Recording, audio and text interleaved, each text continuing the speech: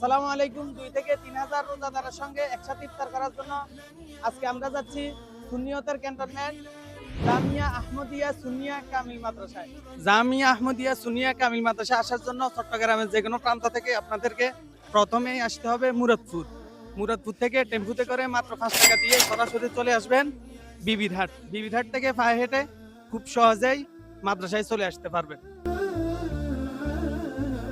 এটা হচ্ছে আমাদের জামিয়া আহমদিয়া সুন্নিয়া কামিল মাদ্রাসা। এখন আমরা যাব আলমগীর খানকা শরীফে, যেখানে আজকে আমাদের ইফতার করার আয়োজন করা হয়েছে। আমরা সেখানে যাচ্ছি ইনশাআল্লাহ। খানকা শরীফে প্রবেশ করার পর আমরা শামিল হই মিলাদ কিয়াম, দোয়া ও মুনাজাতে। এর মাঝে শত শত স্বেচ্ছাসেবী খুবই দ্রুত এবং সুন্দরভাবে ইফতার সার্ভ করেন।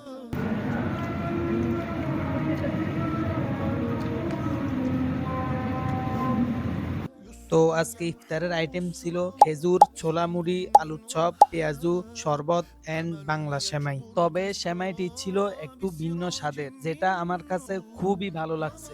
তো ইফতার শেষ করে মাদ্রাসার মসজিদে মাগরিবের নামাজ আদায় করে আমরা বাসায় ব্যাক করি। তো আজকের মতো এখানেই বিদায় নিচ্ছি। সবাই ভালো থাকবেন, সুস্থ থাকবেন। আল্লাহ হাফেজ।